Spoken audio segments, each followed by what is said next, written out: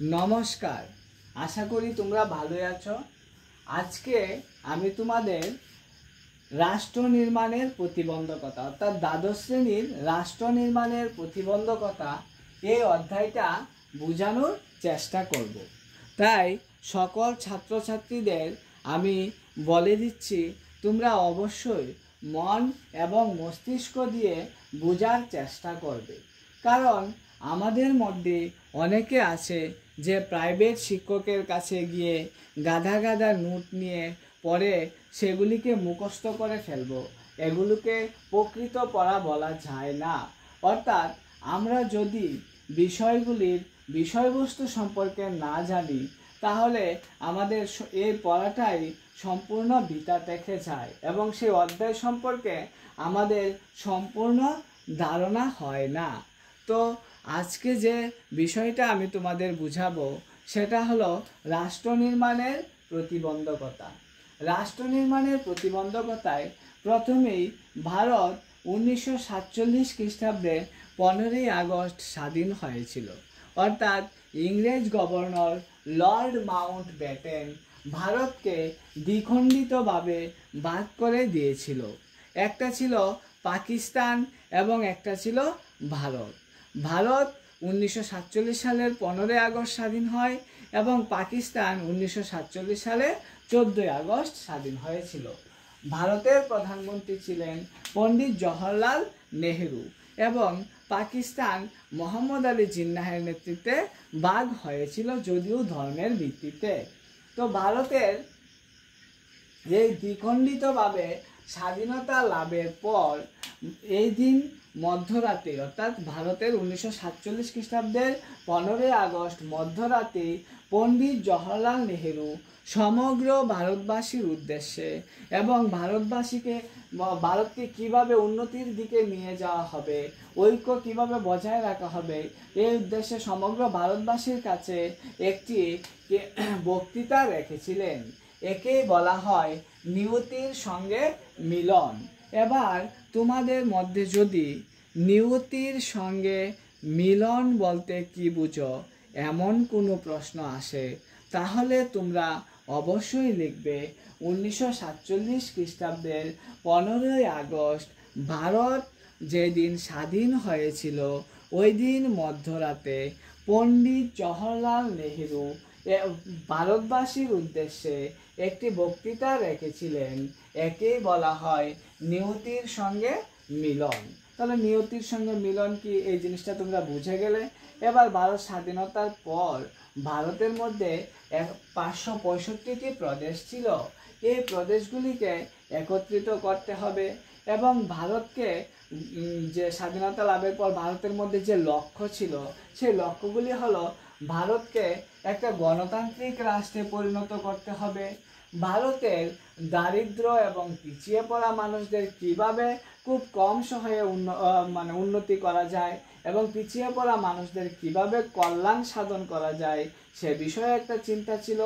এবং তৃতীয়ত হলো এগুলোকে বাস্তবে রূপায়ণ করা এত সহজ কথা ছিল না, কারণ ভিন্নতার মাঝেও অর্থাৎ ভারতে ছিল বিভিন্ন ধর্মের লোকের বসবাস। তাছাড়া ছিল ভারতের মধ্যে কি বিভিন্ন ধর্মের লোকের বসবাস, বিভিন্ন জাতি, এই সব কিছুর মাঝে ভারতকে এই একত্রিত করা এবং ভারতকে একটা গণতান্ত্রিক রাষ্ট্রে পরিণত করা কম কথা ছিল না। তারপর 1947 খ্রিস্টাব্দে ছিল সংহিত এবং বাস্তু যন্ত্রণায় ভারত ভুগছিল, যার ফলে তাদের কাছে একটা বিশাল বড় ব্যাপার ছিল এই বিষয়টি।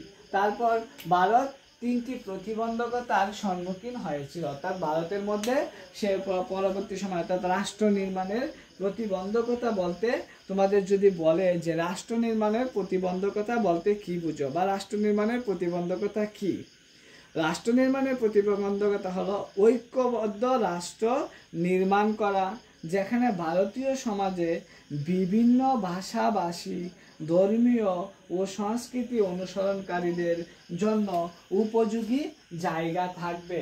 এটা ছিল ভারতের মধ্যে একটা প্রতিবন্ধকতা। ঠিক আছে, ভারতের কাছে চ্যালেঞ্জের একটা বিষয় ছিল ভারতকে সেই ঐক্যবদ্ধ রাষ্ট্রে গঠন করা, ভারতের মধ্যে সেই ঐক্যবদ্ধ রাষ্ট্র গঠন করা। তাছাড়া পরবর্তী সময়ে 2 নম্বরে আমরা লিখতে পারি গণতান্ত্রিক রাষ্ট্রে গঠন করা, ভারতীয় সংবিধানে প্রতিটি নাগরিককে মৌলিক অধিকার দেওয়া, প্রত্যেকের ভোটাধিকার প্রতিষ্ঠা করা। এটাও কম কথা ছিল না। এছাড়া ছিল ভিন্নতার মধ্যে ঐক্য সাধন করা, অর্থাৎ ভারতের বিভিন্নতার মধ্যে ঐক্য সাধন করা। আর ঐক্য সাধন করলেই বা এটা কতদিন স্থির থাকবে বা স্থায়ী থাকবে এটাও ভাববার বিষয় ছিল। তাছাড়া ভারতের সেই ভূখণ্ডকে রক্ষা করাও ছিল সেই প্রতিবন্ধকতার মধ্যেই পড়ে, রক্ষা করাও ছিল একটা ব্যাপার।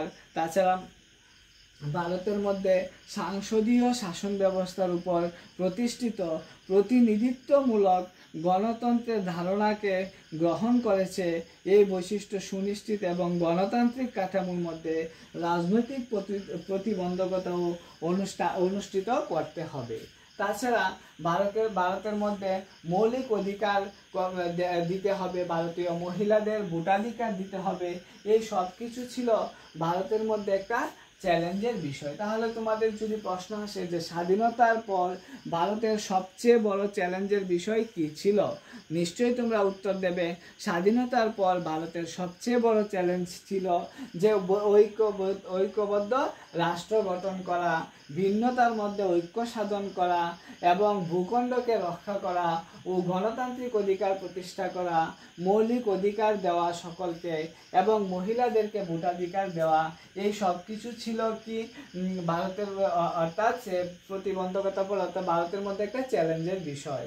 তাছাড়া সমাজের সকল শ্রেণীর মানুষকে সাম্যের দৃষ্টিতে দেখা, এই সব কিছু ছিল ভারতের একটা প্রতিবন্ধকতা অর্থাৎ প্রতিবন্ধকতার মধ্যে পড়েছিল এবং ভারতের মধ্যে একটা চ্যালেঞ্জের বিষয়।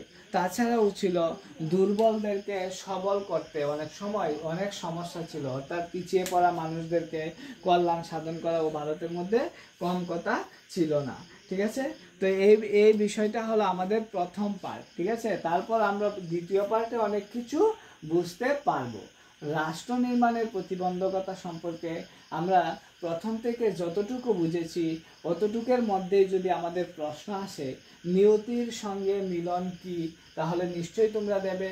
তারপর হলো রাষ্ট্র নির্মাণের পর ভারতের লক্ষ্য কি ছিল, একটা গণতান্ত্রিক রাষ্ট্রে পরিণত করা, তারপর দরিদ্র এবং পিছিয়ে পড়া মানুষদেরকে কল্যাণ সাধন করা, এগুলিকে বাস্তবে রূপ দেওয়া, গণতন্ত্র প্রতিষ্ঠা করা। তারপর বলবে তোমাদের রাষ্ট্র নির্মাণের প্রতিবন্ধকতা কি, ওখানে তোমরা দিতে পারো রাষ্ট্র নির্মাণের প্রতিবন্ধকতা হলো ভারতের কাছে সবচেয়ে চ্যালেঞ্জের বিষয় ছিল ঐক্যবদ্ধ রাষ্ট্র গঠন করা, ভিন্নতার মধ্যে ঐক্য সাধন করা এবং এই ঐক্য কতদিন টিকবে তাও দেখা, ভারত ভূখণ্ডকে রক্ষা করা, গণতান্ত্রিক অধিকার প্রতিষ্ঠা করা, মৌলিক অধিকার দেওয়া, মহিলাদেরকে ভোটাধিকার দেওয়া। এই সব কিছুই ছিল রাষ্ট্র নির্মাণের প্রতিবন্ধকতা। তাছাড়া ছিল দুর্বলদেরকে সবল করা, অর্থাৎ পিছিয়ে পড়া মানুষদেরকে কিভাবে উন্নতি সাধন করা যায়। এই ছিল তোমাদের পার্ট 1 এবং পার্ট 2তে আমরা আরো অনেক কিছু পড়তে পারবে। তোমরা এগুলিকে পড়বে, পার্ট 2তে অধ্যয়ন করবে। তো আমার পার্ট 1 যে বিষয়টা আমি তোমাদের বলেছি ওই বিষয়টা অবশ্যই মনোযোগ সহকারে শুনবে এবং যদি কারোর কোনো জায়গায় অসুবিধা হয় কমেন্ট করে আমাকে জানাবে। নমস্কার।